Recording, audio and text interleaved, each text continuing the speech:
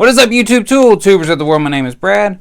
Welcome to the workbench. We got such a big tool haul, I had to move the camera all the way to the back of my shop. I don't even know if I'm in frame right now, so you might just be looking at my chin. But you see, we got a lot of cool stuff here, and we're gonna look at all of it.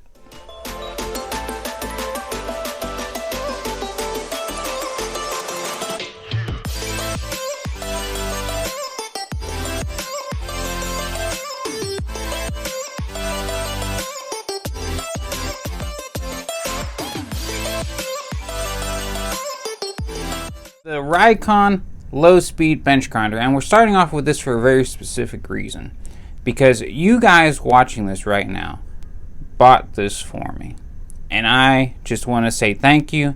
I appreciate it. All the new people that have come along because my planer video took off, all the people that have been with me since, you know, day one. I sound like I've won some major award or something. If my children try to touch it or even look at it, I will beat them. But I mean, I really appreciate this. I don't buy brand new tools very often, but I got that YouTube check, my first one in 2 years, and I said, you know what, I'm gonna treat myself a little bit with it. So this was like 130 bucks.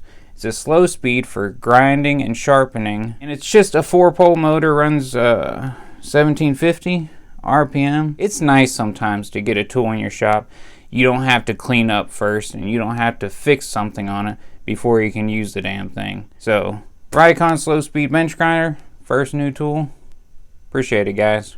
Alright, now since the Hart tool line has kind of made their debut and they're starting to come in various Walmarts, a lot of hyper tough stuff has been on sale.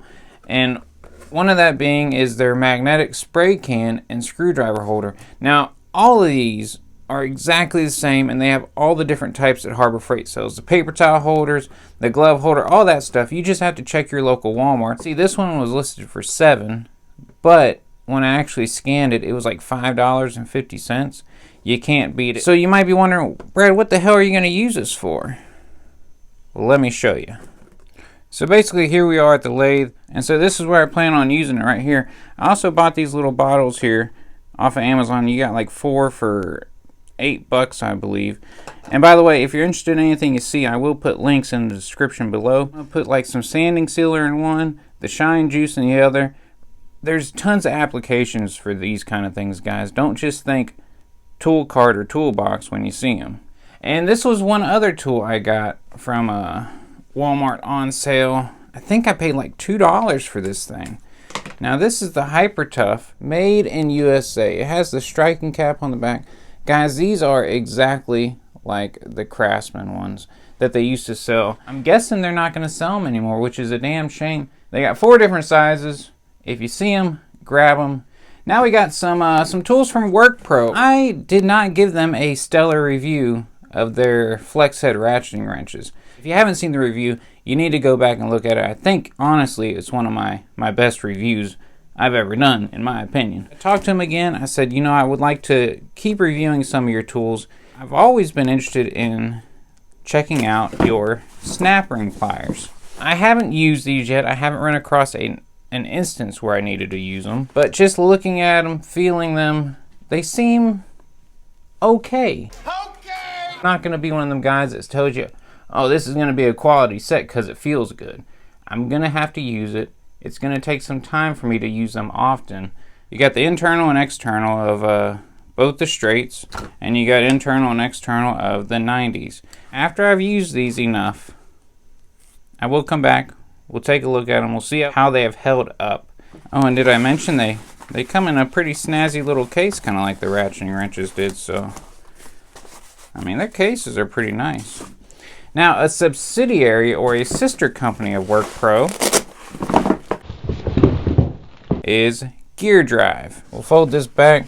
Now this is a 13-piece, no skip flex head ratcheting wrenches. I use standard a lot out in the oil field, and these go from 5/16 up to 1 inch. So just from the initial feel, the look of them, it sounds like maybe a 60 or 72 tooth ratchet. The flex feels good. You can tighten it up. Nice chrome, no special teeth or anything like that. we'll play with them. We'll use them for a few months. I mean, I'm not going to be quick to review these. We're going to really see how they stand up. I think these are only like $70 for this set, give or take. So if these end up lasting and holding up well, it's going to be a killer buy. And of course, you just got to love being able to roll up your tools like that, throw them in your bag, and they stay organized. I know a lot of you guys that work in a shop might not get that, but that is nice to have all them wrenches in that size factor right there. Could also be good for in a car. Throw it under your seat. You'll never know they're there. And up next we got PB Swiss. Sent me a few items. Now, they've made appearances on this channel before. When I did my screwdriver handle review or comparison, Mr. Hard Knocks Forge said, you gotta try out the PB Swiss handles. They are soft. They feel like baby seal, fat, blubber, foreskin, I don't know, something like that. We'll just lay them out here for you guys. We have T25, T20, T15, T10, T9, and T8. Now, I've never come across a T9 or a T8, but T10 through T25 I come across a lot at work. They have nice little markings on the back. They have different handle styles. This isn't their only handle. And they also do like this rainbow color thing, which I see is pretty popular, it seems like, in Europe and other countries. I'm not too keen on the bright colors to identify your tools. You know, I don't mind looking down and reading what it is, but I understand where it could be handy. Now, if you've never heard of PB Swiss, they are a Swiss-made brand. In fact, it even says on the box, made in Switzerland. They put out some extremely good stuff. They're not cheap. They're not a budget tool, but they are a good tool. At least the other ones I've used in the past have been. So we're going to see how these hold up. These are going to go out in the field with me. They're going to get oily. They're going to be used. They're going to get salt water sprayed all over them. So we'll see. We'll see how they hold up. But right now, I mean, they look about as good as any Torx driver I've ever seen. Alright, we're going to raise y'all back up, leave you a little more zoomed in. I didn't realize that y'all were so far out of there, but I'm not re-recording everything either. This was my Bosch trade-up win. 1,000 winners were selected. I don't even think 1,000 people entered, so if you entered, you won.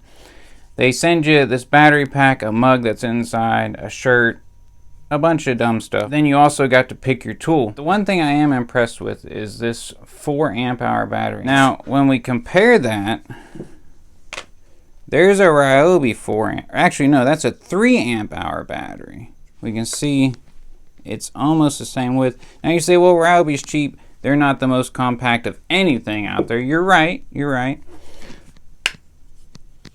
There you go. This is a Milwaukee 4 amp, apples to apples.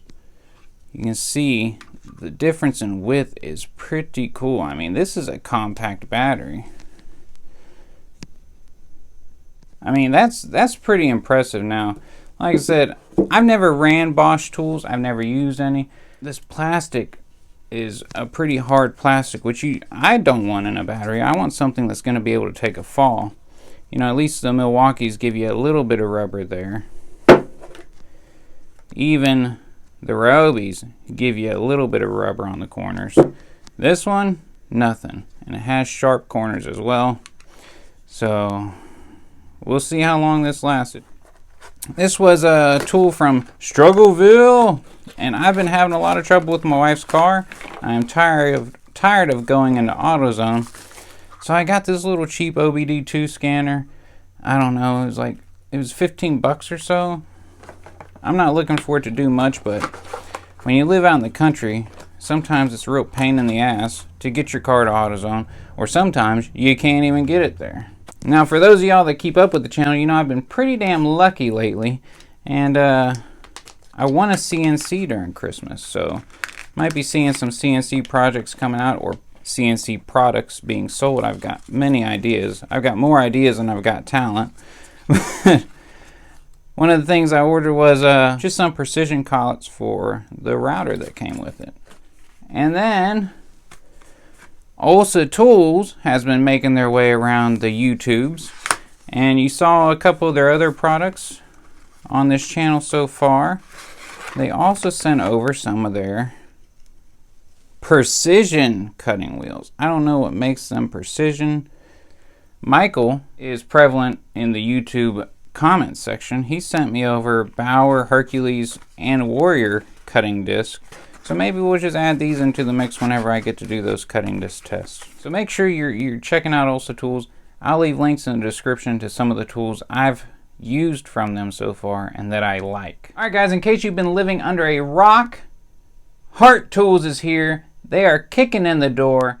They're going to be a force to be reckoned with, I think. They were nice enough to send me out a few tools. This is just one of them. And it's their 14-inch brushless 40-volt chainsaw. This thing, it's not what you would think of when you think of a Walmart tool. Let me tell you this. It's a 4 amp hour, 40-volt battery. Brushless, which I don't think a lot of people thought they were going to bring brushless into their lineup. It feels pretty well made, first impression wise. They did tell me they were going to send me out this 40-volt brushless chainsaw, and I guess that's what all my focus went on, because I was very excited about seeing this and getting to use this. With the wood turning I'm going to do, this is going to get put into a lot of use cutting up blanks, you know, going out and getting free wood.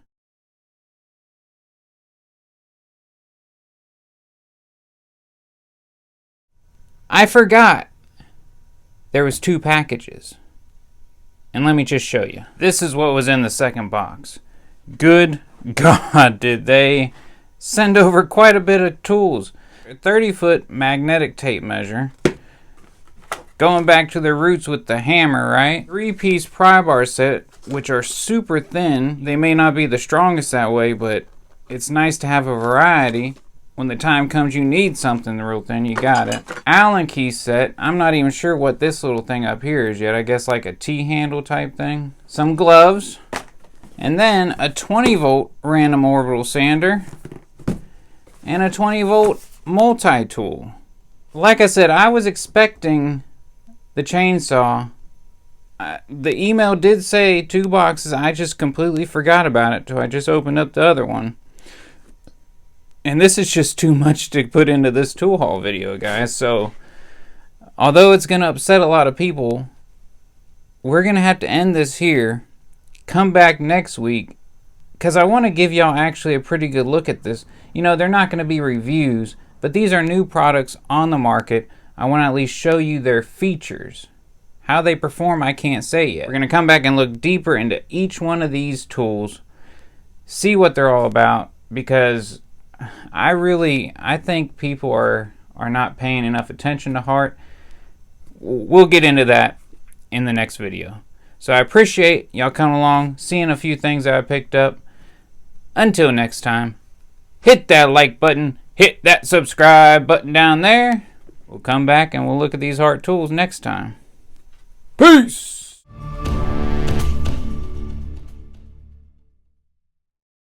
If you're really interested into this Hart tool stuff, go check out a guy named Just Wrench It. He's very proud to have been the first one to put a video on YouTube about Hart tools.